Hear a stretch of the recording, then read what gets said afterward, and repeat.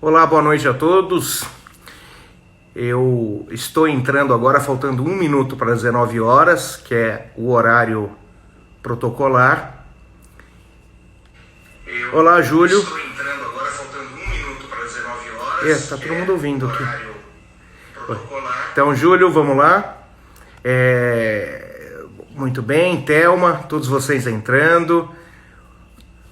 Luciana, Maurinho, que bom. Bem, vamos lá, Karime, Luiz Gustavo, Napolitano, como vai? Que bom. Ótimo, Alessandra, ótimo. Boa noite a todos vocês, Janir. A Fernanda já entrou, a nossa convidada de hoje. Eu vou desde já chamá-la, porque daí nós já começamos em conjunto, né? Começamos em conjunto. Ixi, por que ela não pode participar? Fernanda, eu não sei o que está acontecendo, mas para mim aparece que você não pode participar dessa live. Eu espero sinceramente que você possa. Então verifique aí na sua conexão o que está acontecendo. Não pode participar. Que coisa. Você está me ouvindo, Fernanda? Se estiver, mande um ok. Você precisa clicar embaixo. O Luiz está explicando que ela deve nas duas carinhas. Eu já cliquei nas duas carinhas. Aqui, agora sim, já habilitou. Epa, desabilitou de novo. Habilitou, vamos lá. Aí, vamos lá. Aguardando a Fernanda. Agora eu acho que eu consegui. Vamos esperar a Fernanda. Está aqui aguardando a Fernanda Galucci. Bem, gente, enquanto nós aguardamos, porque eu tenho uma mensagem aqui que estamos aguardando a Fernanda, porque eu já fiz o convite para ela, eu gostaria de dizer para vocês do tema da nossa live de hoje, né? Um tema bastante importante, muito, muito agudo, né, que diz respeito ao direito da família e das sucessões agora diante da Covid-19. Então, a situação, como vai ficar, né? Como estamos, como vamos discutir as questões atinentes à guarda, visitação, alimentos e tudo isso, né? Então, hoje a discussão é muito boa. Agora, a Fernanda, por enquanto, não entrou. Vou tentar de novo. Peraí, vou tentar mais uma vez chamar a Fernanda aqui. Adicionei a Fernanda mais uma vez. Então, espero, Fernanda, se você estiver nos ouvindo. Acho que agora eu consegui. Conseguiu. Boa noite. Olá, boa noite, Fernanda. Tudo bem? Tudo e você? Muito bem. É um prazer tê-la aqui. Muito obrigado por aceitar esse convite. Eu vou fazer rapidamente uma rápida apresentação sua para os nossos ouvintes de hoje, né, que estão começando a entrar agora. Eu queria dizer para todos vocês que a Fernanda Galucci é uma dileta amiga, uma advogada militante na área do direito de família. Ela é mestre em Direito Civil pela PUC, tem 2 especializações, tem especialização em processo civil, assim como eu tenho, mas também tem uma especialização em Direito de Família. A Fernanda tem dado aula, ela é professora assistente do professor Dr.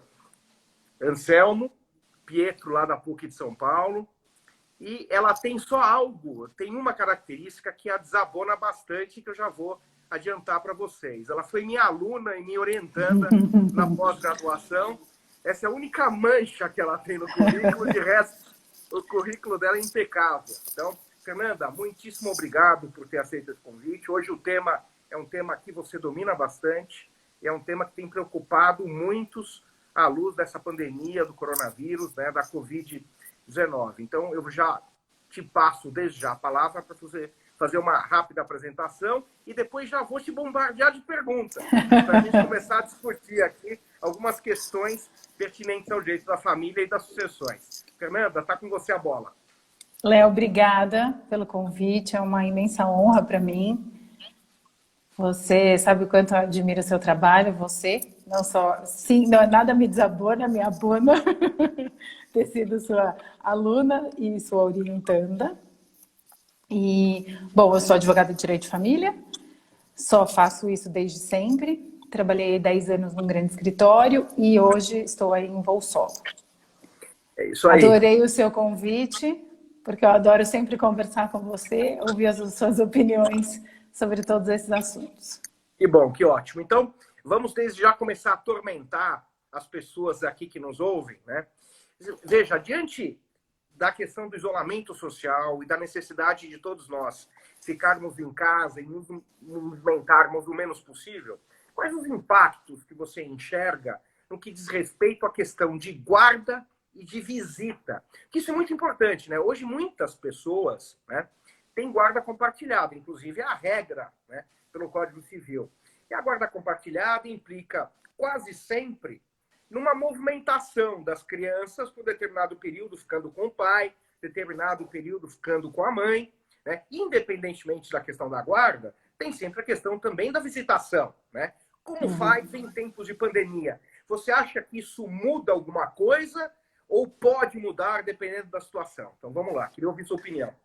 Eu acho que sim, acho que esse é o assunto mais polêmico aí e que afeta mais as pessoas, né? Claro, tem a pensão que a gente vai falar depois, mas eu acho que guarda e visitas é o que mais afeta, porque é o todo dia das pessoas.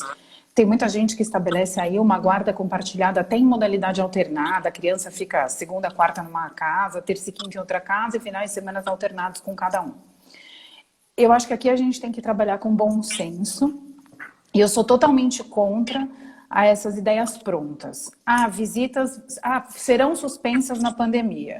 Ou não serão suspensas. Ou serão substituídas completamente por contatos virtuais. Eu acho que direito de família, primeiro, cada caso é um caso. A gente precisa analisar as condições e as características daquela família específica. Mas eu acho que desde logo a gente pode estabelecer como premissa que os deslocamentos precisam diminuir. Então me parece que a ideia de segunda e quarta numa casa, terça e quinta numa outra, na pandemia, não se sustenta. Acho que tem um pouco mais de dificuldade, né? É claro, como eu comecei falando, cada caso é um caso. Eu tenho um caso que um cliente cuja esposa, eles moram no mesmo condomínio, um mora desse lado do bosque e o outro desse lado do bosque. Será que para pessoas que só vão atravessar a rua também, que ambos estão fazendo isolamento social, será que não dá para eles manterem isso? Por isso que eu acho difícil, assim, questões muito taxativas. As visitas precisam ser suspensas. E a gente leu muita coisa, muito preconceituosa, assim, até, né? Um pouco, assim, retrógrada, do tipo, a criança fica com a mãe nesse período e o pai vê por online, né? A gente está conversando online, está funcionando, mas imagina ver seu filho assim. Será que isso... Não faz muito sentido. Você sabe que você me conhece, você teve a oportunidade, o prazer ou o desprazer tê-la comigo, então você sabe de algumas das minhas opiniões. E eu sempre insisto, principalmente no que diz respeito ao direito de família, né, que é um direito recheado de conceitos abertos, né? O direito não tem soluções prontas para quase nada, muito menos no direito de família. Né? No direito de família, o caso concreto, a análise das vicissitudes do caso concreto são essenciais para um bom deslinde. E não tem por que ser diferente em época de pandemia. Né? Eu tenho insistido nisso em todas as lives, Fernanda, né? Sobre todos os pontos e os temas que nós temos tratados, não há solução pronta. Não existe produto de prateleira. E no direito de família, isso é muito mais real. Né? É o exemplo que você deu. Imagine, né, pai e mãe morando no mesmo condomínio. Qual é o impedimento? Eu vou além. Para aqueles que têm um regime de guarda alternada, cujo pai e a mãe estão em quarentena e as crianças se deslocam para essas casas e também estão em quarentena, por que não fazer? Né? Bem, entra no carro do pai que está em quarentena, vai para a casa da mãe, né? Sai da casa da mãe, estando em quarentena, vai para o carro da mãe, vai para a casa do pai, também não muda. A questão é de bom senso. Agora, é verdade que há alguma discussão judicial a respeito. E há decisões dizendo justamente isso, né? Que você trouxe. Não, então peraí, em época de pandemia, fica com a mãe, o filho tem a guarda, o outro visita, né? E até queria saber de você, porque tem gente dizendo para compensar depois. Não, isso para mim é uma loucura.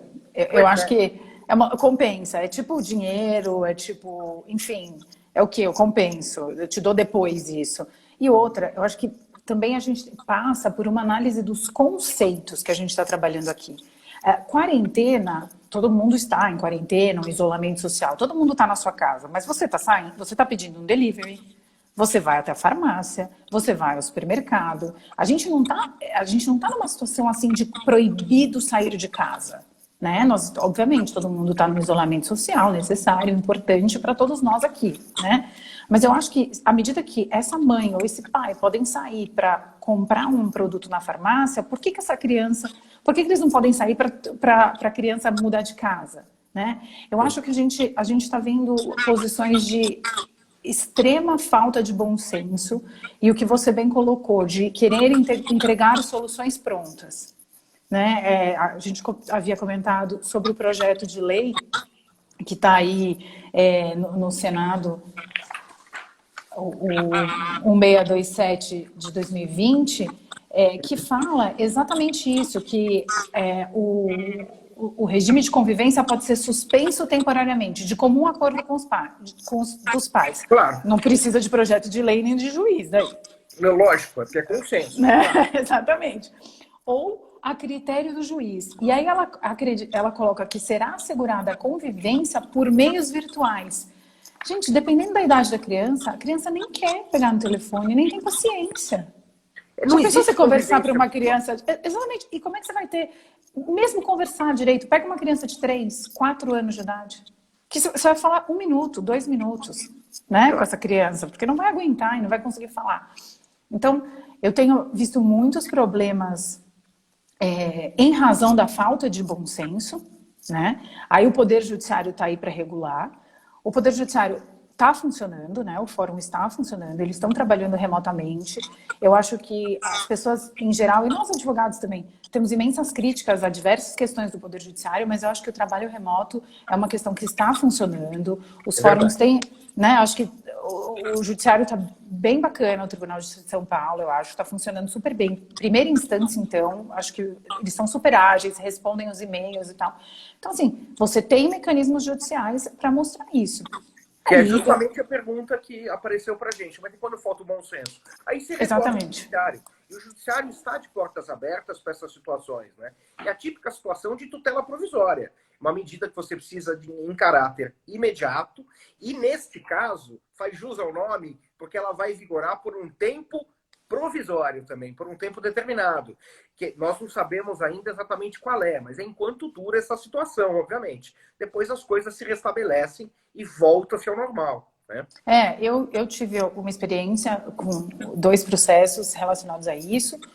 O juiz autorizou porque o caso era o seguinte, a pessoa tinha segundas-feiras, quando o final de semana era da mãe, o pai tinha segundas-feiras, ele tem todas as quartas, independentemente de quem é o final de semana, e finais de semana alternados. Então, esse senhor tinha que se deslocar até a casa da mãe, segundas, quartas e sextas, dependendo da semana.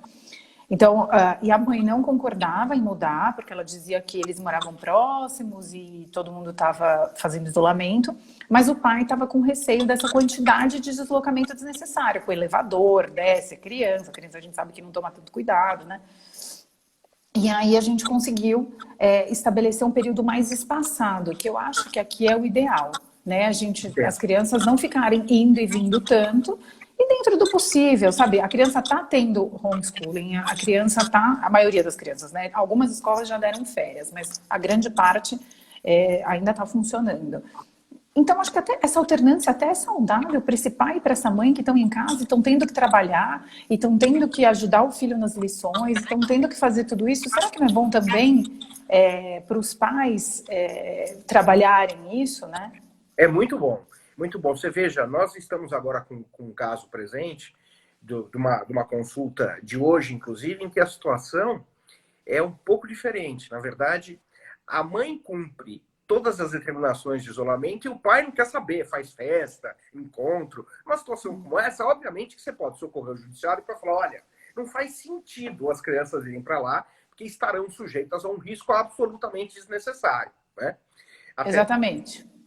Então, nesse tipo de situação, é claro que a gente A gente tem e pode socorrer do Poder Judiciário. Aí tem uma ponderação, mas desapega dos filhos. Desapega dos filhos, eu vi. Pois é, mas você sabe, quando a gente fica muito tempo, né? Não só com os filhos, como com o cônjuge, que é até objeto de uma outra questão já emendando, muita gente quer desapegar, né, Fernanda? Tá querendo desapegar. Uma pergunta. Você ouviu falar ou tem notícia que, de fato, está tendo um aumento aí da incidência de divórcio? E em época de pandemia, dá para fazer divórcio, não dá? Como é que faz, né? Como é que faz o divórcio? Vamos lá. Em época de pandemia dá para fazer divórcio, tanto judicial quanto extrajudicial. Judicial porque os processos são eletrônicos, então a gente consegue colher as assinaturas e fazer os respectivos protocolos. E extrajudicial também, porque os cartórios estão sim funcionando.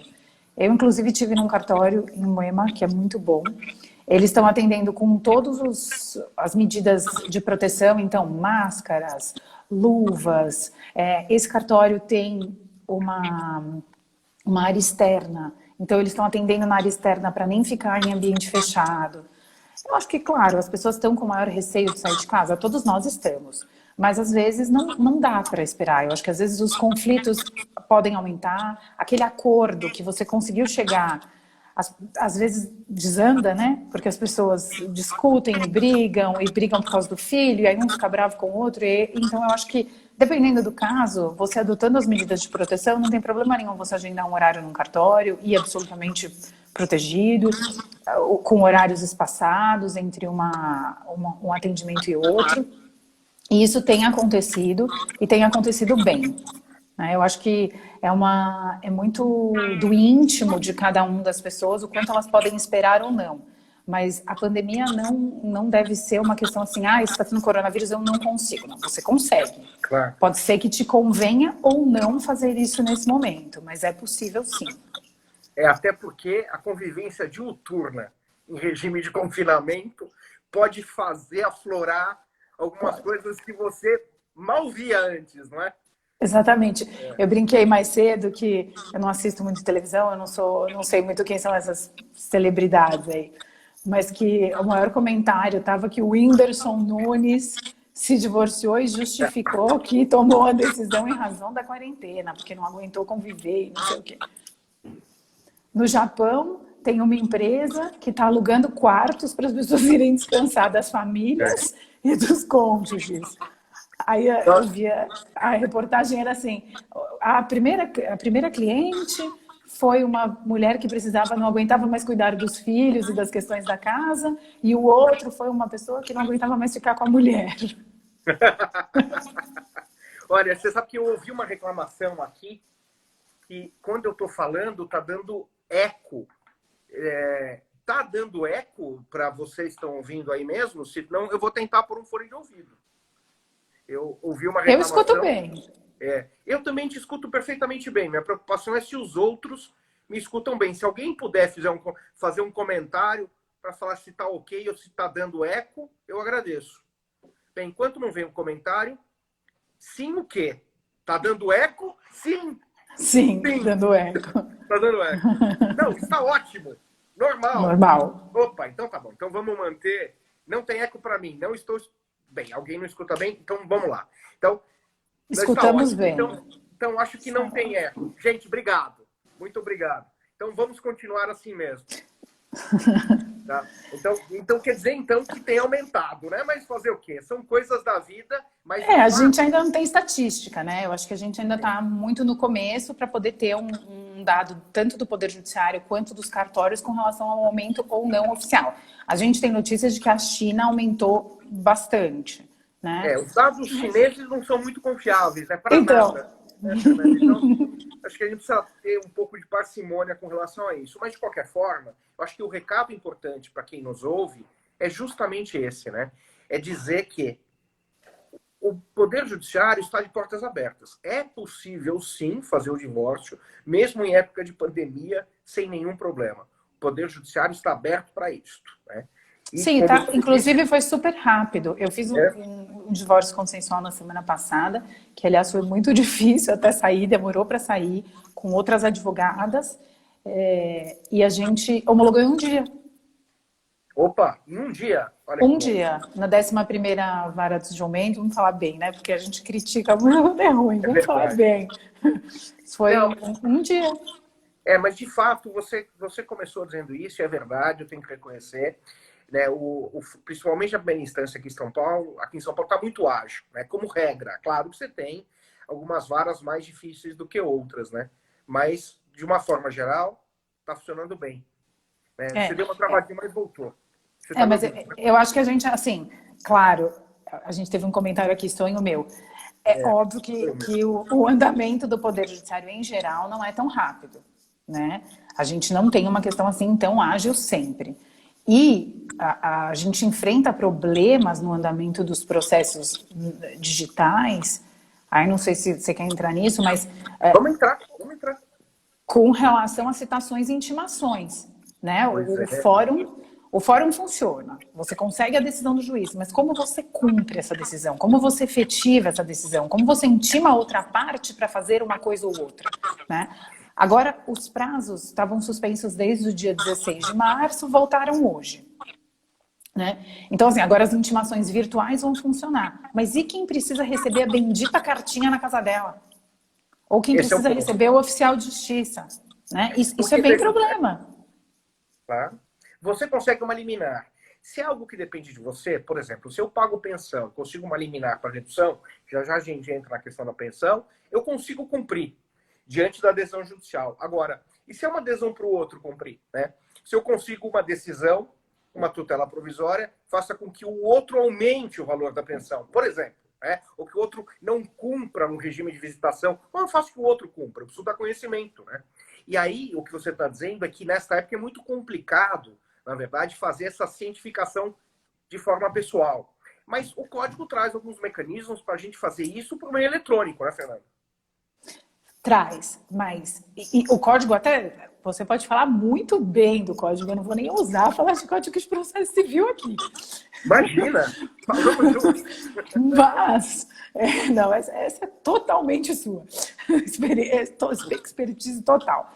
Mas, desde o novo código, a gente vinha priorizando ou privilegiando esses mecanismos. Agora, na vara de família, é raríssimo a gente ter essas citações. É sempre cite-se por oficial de justiça. Sim. Né? Mas, É isso que a gente acaba vendo muito. Então, a vara de família tem muita dificuldade para estabelecer essas questões. Nos processos em curso, tudo bem, agora os prazos voltaram, a questão vai melhorar e a gente também pode fazer uso do mecanismo do código para intimar o outro advogado. Agora, e nos processos novos? E nos processos que o litígio começou agora, ou, por exemplo, eu tenho um processo que começou no começo de março, uma vara daí difícil, uma comarca de fora de São Paulo, difícil, lenta. A liminar saiu já dentro do coronavírus, dentro do isolamento e da suspensão dos prazos. Como é que esse senhor vai ser citado desta ação? Qual é a perspectiva que a gente tem de os fóruns abrirem e existir alguém para... existir um oficial de justiça para ir, existir uma central de mandados, porque, para quem não é da área, né? O juiz manda citar a parte, se expede um mandado de citação, e esse mandado vai para uma central de mandados, e essa central distribui esse mandado para escolher um oficial de justiça. A gente nunca vai ter essa cadeia de pessoas. Qual a perspectiva que a gente tem de voltar tudo isso de gente? Isso é um problema que o Poder Judiciário precisa enfrentar e não está enfrentando. é verdade. Agora, bem, você sabe que uma das matérias da minha predileção de estudo é tutela provisória, né? E eu sou da opinião que, havendo uma tutela provisória, falando de forma mais leiga, as liminares, né? O pessoal que está nos ouvindo, qualquer forma de cientificação é possível, principalmente na tutela de urgência. Porque a grande questão é afastar a urgência, né? Eu preciso do cumprimento daquela medida, sob pena de ter um grave prejuízo. Então, dessa forma, eu acho que quando a situação é uma situação emergencial, você tem que abrir mão de alguns rigores, principalmente numa época como a presente. Então, a cientificação pode se dar por e-mail, pode se dar até por WhatsApp, respondendo uma pergunta que foi colocada aqui. Se a gente demonstrar que a parte foi cientificada, me parece que é possível exigir o cumprimento. Agora, você manda um WhatsApp, por exemplo, e fala, filho, você precisa aumentar a pensão. tá aqui, tem uma decisão judicial, porque eu estou absolutamente necessitado. Ele faz de conta que não recebeu. Continua pagando a mesma coisa. Como fazer, né? Você pode... Como demonstrar? Me parece que você pode ter elementos para demonstrar que ele foi significado e aí exigir, inclusive, a questão da execução. Então, vamos agora entrar num outro assunto, desde já, emendando, né, que eu acho muito interessante, que diz respeito à questão dos alimentos. Eu acho que a gente precisa passar, Fernanda, se você concordar, por duas questões chaves. A primeira diz respeito à questão de revisão ou não dos valores de pensão, na época atual, em razão, é claro, dessa parada da economia. E um outro ponto muito importante, me parece, que diz respeito à execução dos alimentos, sejam eles quais forem, porque nós sabemos, há dois tipos de execução, né, para alimentos. Execução normal, que é aquela que você vai e persegue bens, mas há também a especial, que implica na prisão do devedor como meio coercitivo, né? A lógica é, olha, paga, senão você vai preso, né? É para assustar o devedor, para ele pagar alimentos, né? Diante do bem que está em jogo.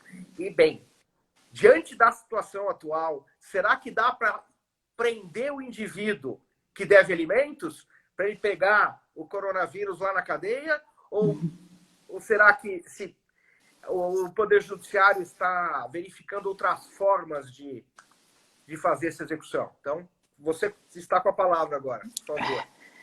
Eu acho que a redução, com certeza, né? A gente está vendo pessoas passarem por assim, questões financeiras muito difíceis, modificações financeiras muito expressivas. Tem pessoas que trabalham, por exemplo, na área de eventos, o trabalho é zero. A receita da pessoa é zero. E vai ser zero por muito tempo, porque evento foi o primeiro a parar e vai ser o último a voltar, né? Eu acho que isso é uma questão que, com certeza, eu não entendo, eu não sei se eu sou uma voz meio solitária no que eu vou te falar agora, mas eu não entendo, assim, uma preocupação de fazer um projeto de lei para reduzir pensão alimentícia quando o nosso Código Civil já estabelece que, alteradas as condições, essa pensão pode ser revista. Eu acho que essa ideia, esse desespero, às vezes, de querer regular tudo, só atrapalha, né? Se a pessoa tivesse perdido o emprego, ela ia conseguir igual do que não está tendo nenhum rendimento. Então, assim, para quê? Né? Eu acho que tem certas coisas complicadas. A gente tem o projeto de lei que a gente falou no começo, falando de redução de pensão alimentícia, e talvez seja a parte que mais me assustou nesse projeto. Não sei a você, mas eu achei, assim, de arrepiar. Ela fala que o devedor de alimentos que compra... Fernanda? Tá me ouvindo? Pessoal, a Fernanda travou para mim. Eu tô te ouvindo normal. Não, é que você deu uma travada. Pode voltar um pouquinho, rebobina um pouco. Você ia falar da redação do projeto. Do projeto, acho que me assustou bastante, porque o projeto traz uma sugestão aí de que a pensão só vai poder ser reduzida até 30% e por 120 dias, né? Desde que comprou... E, além disso, o alimentante, quem paga a pensão, tinha que estar em dia com as obrigações dele até 20 de março de 2020. Eu vejo aí inúmeros... É uma solução pronta. É só para repetir, porque deu uma travada para quem estava nos ouvindo. Porque tem uma pessoa aqui comigo que está acompanhando. E a tela ficou escura para eles, né? Então, esse projeto traz uma solução de redução de até 30%. É isso que você estava dizendo. Né? No máximo 30%, no máximo por 120 dias, e desde que quem paga a pensão esteja em dia com o pagamento da pensão até 20 de março de 2020. Essas soluções prontas são de arrepiar, né? Não, é um horror. Essa para mim é o pior. Primeiro, e os processos em curso? E quem já está pedindo a redução da pensão alimentícia há um tempo e não está em dia porque não pode? Então ela não tem direito a pedir agora. Daí realmente acabou, né? A pessoa não cumpriu o requisito 1, acabou. Ponto 2, por que 30%? E uma pessoa que tem uma empresa de os eventos que a gente usou como exemplo e paga 50 mil de pensão porque ele faz eventos maravilhosos, ele faz todos. Um caso agora que eu tô falando real. A pessoa faz eventos corporativos naqueles Expo Center Norte, essas coisas, faz tudo. Ganha, fatura super a empresa. Só que agora é zero. Então, só 30%. O resto, sabe-se lá como ele vai pagar e depois o que ele vai ter que fazer nas execuções, que daí a gente chega lá. Veja, Fernanda, deixa eu fazer um complemento. A gente tem que voltar no início da nossa conversa, né? Eu acho que as pessoas que estão nos ouvindo precisam entender que não faz nenhum sentido, né, eu pretender, por exemplo, uma redução ou uma exoneração de pensão aproveitando a situação da economia. Eu preciso ver a minha situação concreta. Então, veja, preciso saber se o meu faturamento de fato, se a minha receita, ou em termos mais técnicos, se a minha possibilidade de pagar, de fato diminuiu. E em que proporção diminuiu? Porque, veja, pode acontecer de fato, a minha empresa, imagina que eu seja um empresário, tenha um faturamento muito representativo, diante do que aconteceu, uma redução drástica, mas eu tenho reservas para... É justamente uma pergunta que tem aqui na tela. Mas eu tenho reservas para suportar. Se eu tenho reservas... Ou você tem aluguéis, ou você tem... aluguéis, outros rendimentos. É claro que o ideal não é se fixar a pensão contando com a minha poupança, por assim dizer. Mas isso que eu ia falar agora, por favor, pelo amor de Deus. Sim, mas em situações excepcionais, talvez seja o caso. Até porque, se eu pago menos, a outra pessoa, que também está sem rendimento ou com rendimento prejudicado, também se complica bastante na pensão, né? Enfim, então, é tudo no direito de família, mais do que em qualquer outra área, essas questões precisam vir à tona. Esses números vão ser abertos. E essa discussão precisa ser travada no ambiente judicial para se definir, à luz do caso concreto, se há de fato necessidade de redução e em que proporção. Sim, exatamente. Porque esse exemplo que eu dei do senhor dos eventos, ele, por exemplo, ele não tem reservas. E eu acho também que as pessoas, na maior parte das vezes, quem tem faturamento alto, vive uma boa condição financeira. Mas isso não é uma regra. Claro. Não é uma pessoa que tem um faturamento de uma empresa alto, quer dizer que ela tem uma super poupança. Às vezes não. Né? Então, acho que a gente tem que equilibrar isso. Acho que, claro, tem que compreender a necessidade de quem recebe a pensão alimentícia. É o básico que aquela pessoa precisa para viver. Né? Não tem como, vamos reduzir assim, mas também tem que olhar o lado realmente dos alimentantes. Exatamente. Você chegou a ver as perguntas? Eu vi. Aluguéis também estão prejudicados. Além de aluguéis, teve uma pergunta anterior que trata de ações. Bem, os dois se prejudicaram muito, né? Mas precisa ver em que medida. Há proprietários de imóveis que não tiveram os seus aluguéis tão prejudicados. Há alguns proprietários que não tiveram nem um pouco de prejuízo, porque os locatários e inquilinos continuam pagando. E há outros que tiveram uma drástica redução. É preciso ver o caso concreto. Ações, quem tem dinheiro em ações teve uma perda recente bastante representativa. Né? Isso tudo pode vir à tona. Se os meus rendimentos vêm de ações que eu possuo desses rendimentos, e eu tive uma queda brutal em razão do que aconteceu na economia, é a mesma situação. Eu tenho que abrir isso e demonstrar a perda da minha possibilidade. Ou seja, que a minha possibilidade de pagar diminuiu para ter isso reduzido. Concorda? Exatamente. Acho que não só pode como deve. Tudo isso precisa vir à tona para que a gente possa falar em uma redução. Porque ideias como essas de tabelar redução de pensão, de tabelar essas questões, podem, inclusive, causar uma baita de uma injustiça, reduzindo quando a pessoa pode pagar. Exato. Justamente. Né? Reduzindo quando a pessoa pode pagar, não, mas 30% está aqui, não é tanto, talvez, para quem olha de fora, porque para quem recebe, 30% do que recebe é bem importante. Lógico. Não, mas saibam, então, que quem nos ouve, que não adianta usar a Covid-19 como desculpa para se exonerar ou para reduzir pensão, se não demonstrar que efetivamente houve uma perda bastante significativa na sua possibilidade. Eu queria falar uma última coisa com relação a essa questão de alimentos. E não adianta também para os alimentantes acharem que uma conta negativa, um extrato de conta negativa, por si só, vai significar alguma coisa. Porque daí o ser humano tem um extrato de conta negativa, mas ele viaja de primeira classe e posta no Instagram, ele compra roupa de marca caríssima e posta no Instagram, ele viaja, ele vai almoçar em restaurante bacana e põe na internet. Então, é um todo, né? Eu acho que isso é um todo, porque a gente tem muita dificuldade nas ações de alimentos. Infelizmente, há pessoas que preparam as ações, há pessoas que preparam as coisas. Exato. Então, acho que todas essas coisas têm que ser sopesadas e acho que até para as pessoas compreenderem que o Instagram, o Facebook são sim meios de prova hoje em dia e muitíssimo usados. Ainda mais do jeito de família, né? Não, muito, gente. Quem tem litígio em rede social realmente tem que refletir o que posta. Porque, ata notarial para tudo que é lado, né? muita. Não tem dúvida. E a prisão? E a prisão, Fê, como é que fica? A prisão é um problema, né? O STJ deu uma travada aí nesse tema. Eu acho que o STJ determinou que as prisões sejam domiciliares. Eu acho um absurdo pensar em prisão domiciliar. Eu não estou dizendo que eu acho um absurdo. Adorei o comentário, estou saindo da rede social. Já sai tarde, já.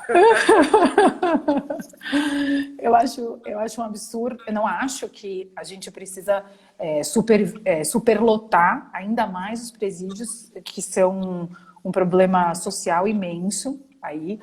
Mas eu também não acho que pensar que prisão domiciliar é prisão. Porque, desculpa, todos nós, de alguma forma, não podemos sair de casa. Estamos todos em prisão domiciliar. Exatamente. Então, assim, pensar que prisão domiciliar é uma forma de forçar alguém a pagar a pensão alimentícia que não vem pagando e pode pagar, porque se a prisão foi decretada, é porque a pessoa já passou por um processo, já disse que não podia, e o judiciário já analisou que ela podia sim, e decretou a prisão. Então, é um prêmio. Na minha concepção, é um prêmio para essas pessoas. Ainda bem, ganhei na Mega Sena, minha prisão foi decretada durante a quarentena, e eu vou ficar aqui em casa, bem tranquilo. E já cumpri a prisão.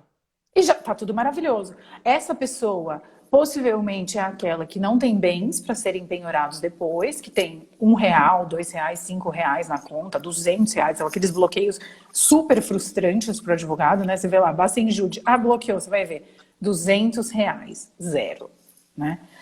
E aí essa pessoa não vai poder ser presa de novo pelo mesmo débito. Então, eu acho que é um prêmio para o executado, e aí vem surgindo alguns posicionamentos que eu acho bem interessantes.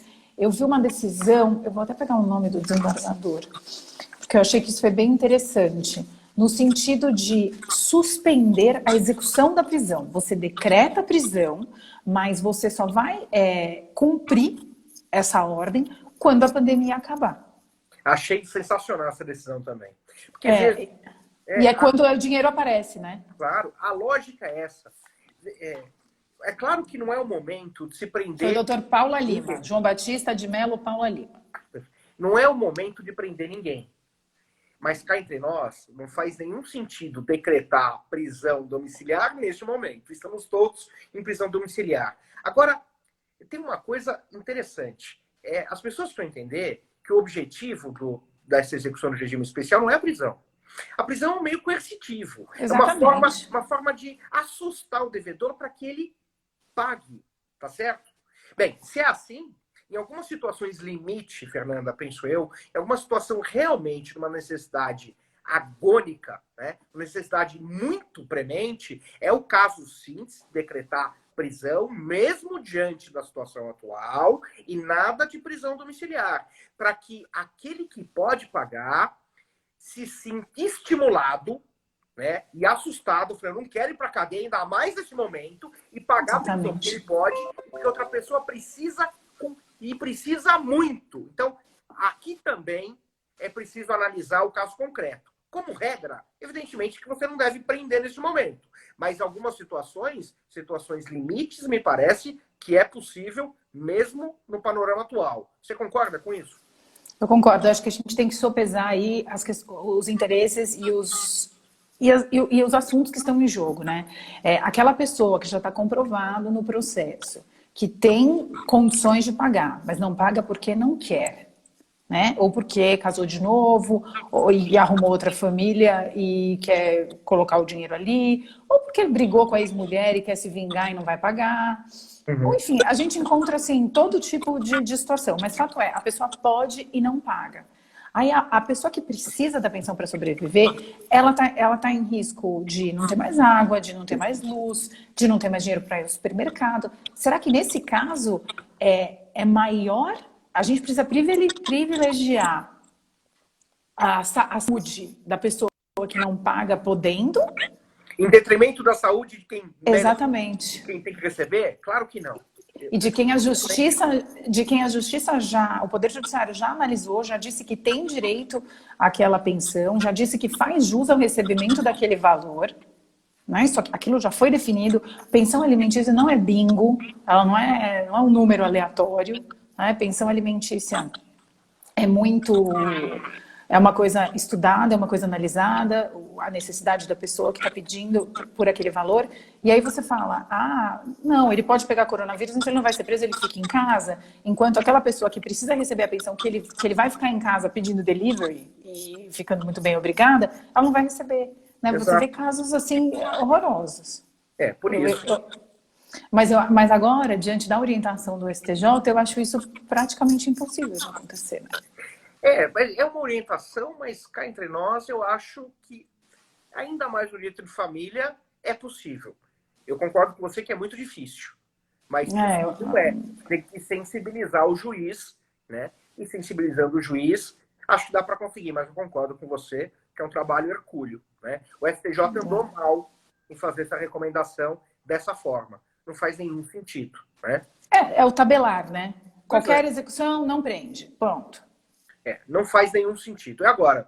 Bem, então, deixamos claro para todo mundo aqui a questão dos alimentos, que sempre incomoda, né? Então, não é automática a redução por conta da Covid, é preciso demonstrar que realmente houve um abalo na possibilidade, a questão da prisão, como já foi esclarecido. Então, saindo um pouquinho...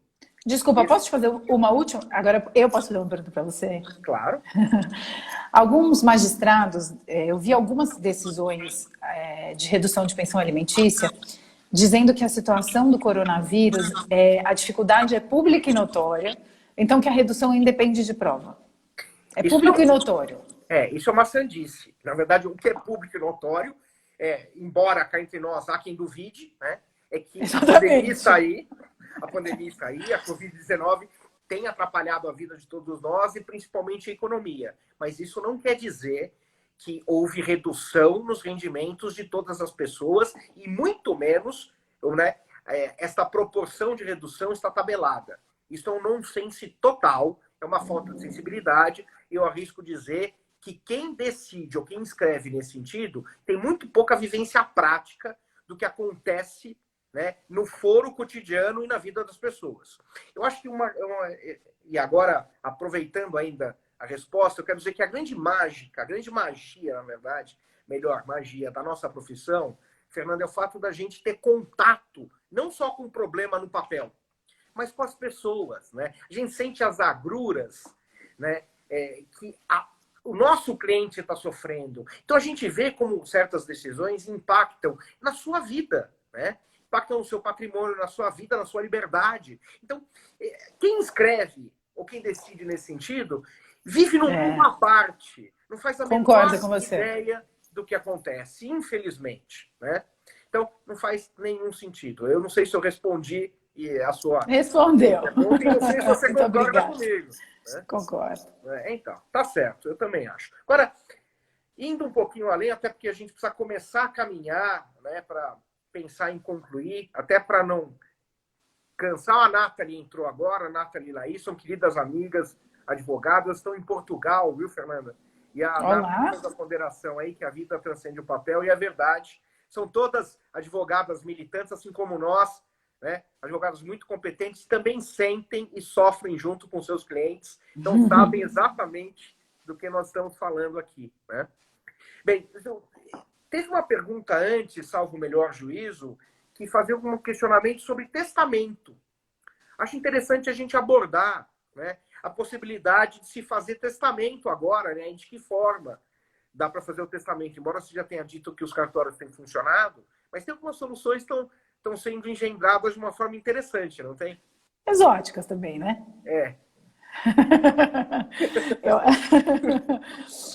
Os cartórios, sim, estão funcionando. A gente tem várias modalidades de testamento, mas eu ainda acho que o público é o mais seguro, as formalidades vão estar ali sendo respeitadas com certeza, não vai ter dúvida de que aquele testamento vai ser executado, cumprido. Perguntei como fazer a entrevista prévia. Uma pergunta da Kaline Burato. entrevista por conta do grupo de risco. Mas entrevista, eu não entendi que entrevista exatamente. Eu também não. Qual entrevista? Porque para o testamento em si não precisa fazer entrevista, né? Bem, mas você sabe que falando sobre testamento, outro dia eu tive um cliente que quis fazer um testamento cerrado.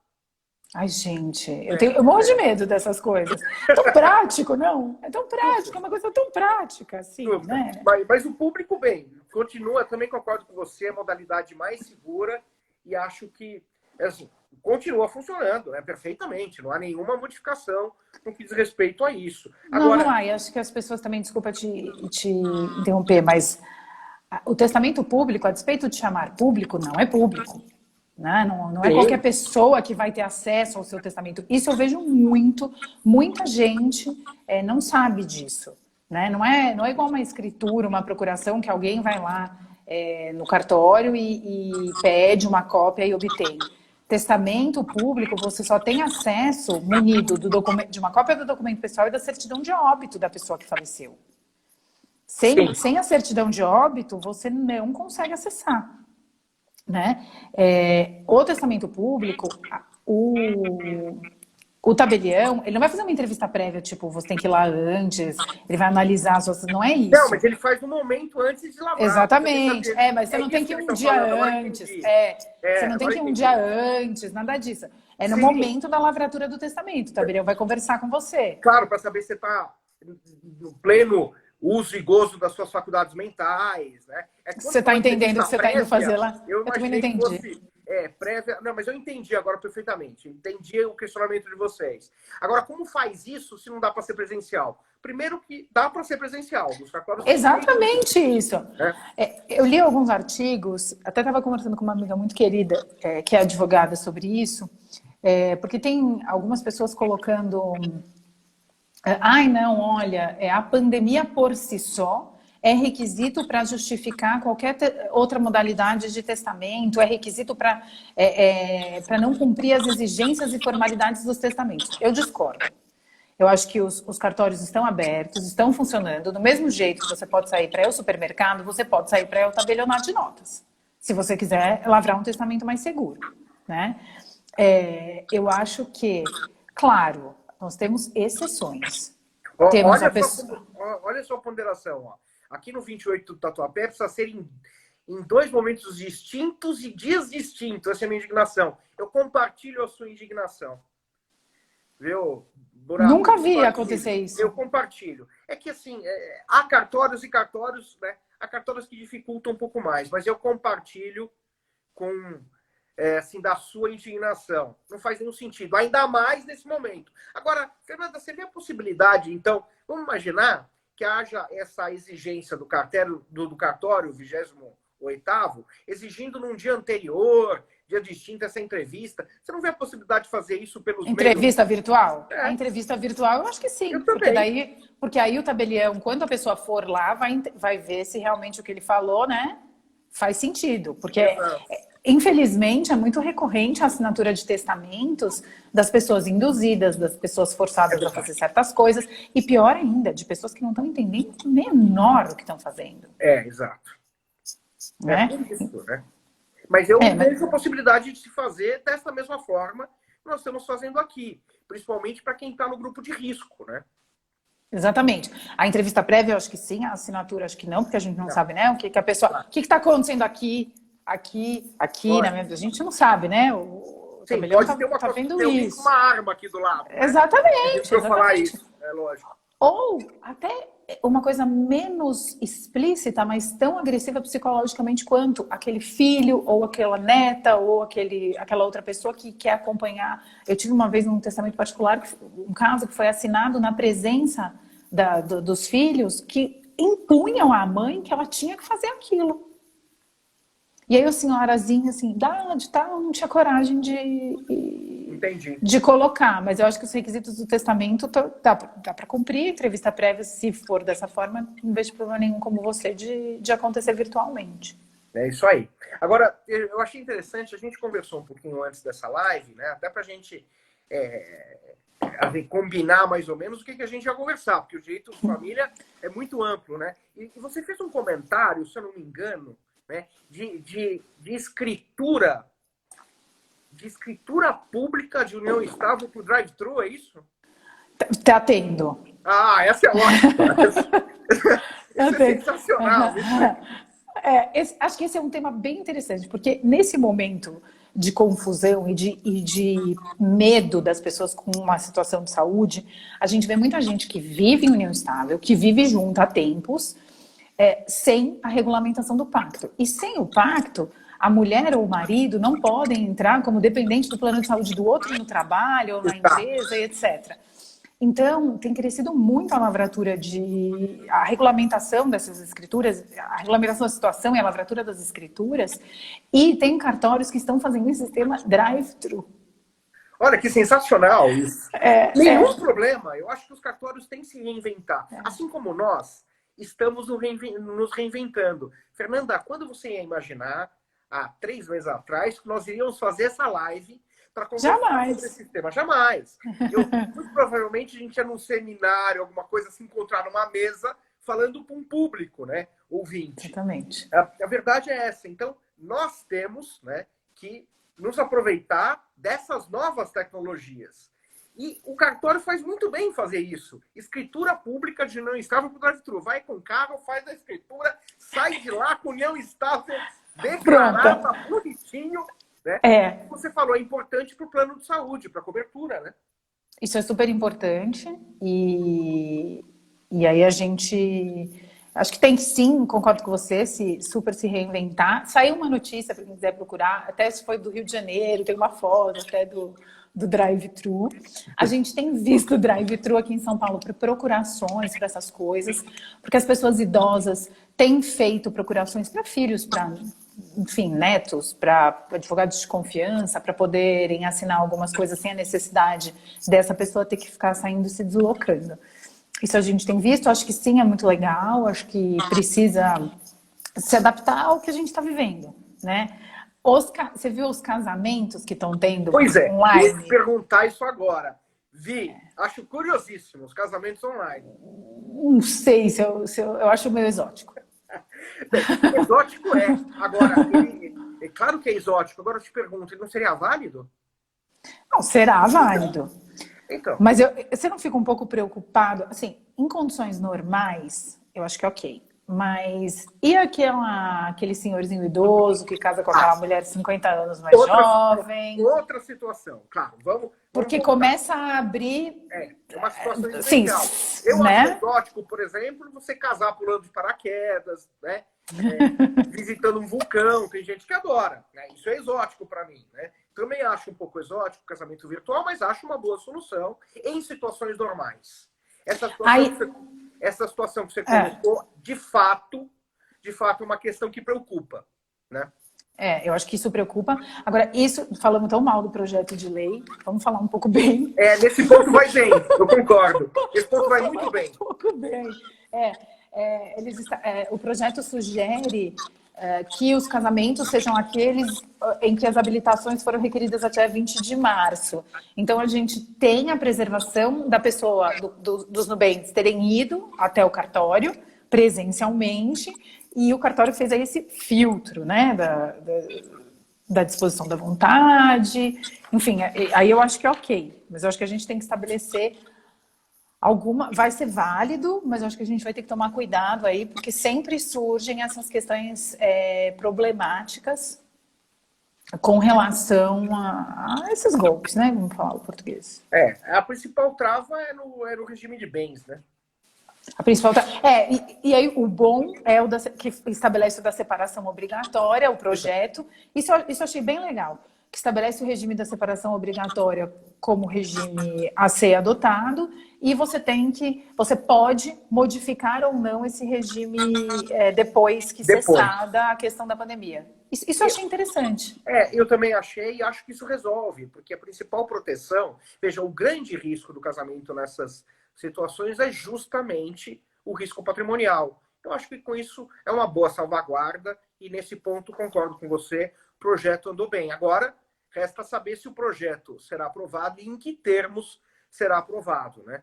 Porque há coisas boas e outras muito ruins, infelizmente. Eu acho que ele tem coisas com todo respeito, piores do que melhores. É. Mas eu acho que talvez se tivesse se atentado apenas para decidir questões que a lei realmente não estabeleça, porque guarda e visitas, pelas disposições da lei, mudando as circunstâncias, dá para fazer os pedidos, concorda? Claro, claro. Agora, essa questão do casamento... Exatamente. Essa precisa, eu acho que isso talvez o projeto crie debates imensos e entraves para sua aprovação por questões que não precisariam estar aqui. Concordo. Gente, nós já precisamos agora encerrar, porque daqui a pouco o Instagram vai nos derrubar. Então, vai. Fernanda, eu queria agradecer muitíssimo a sua presença. Foi ótima a nossa conversa, o nosso bate-papo. Eu acho que nós podemos depois, com o tempo, marcar uma segunda rodada para discutir outros assuntos. Eu quero agradecer não só você, todos aqueles, e agora nós temos 35, 34 pessoas que nos ouviram com paciência. Então, muito obrigado, viu? E vamos para uma próxima em breve. Eu que te agradeço. Muito obrigado, sempre um imenso prazer falar com você. Tchau a todos, muito obrigado. Tchau, gente. Obrigada a todo mundo. Um abraço. Tchau, tchau.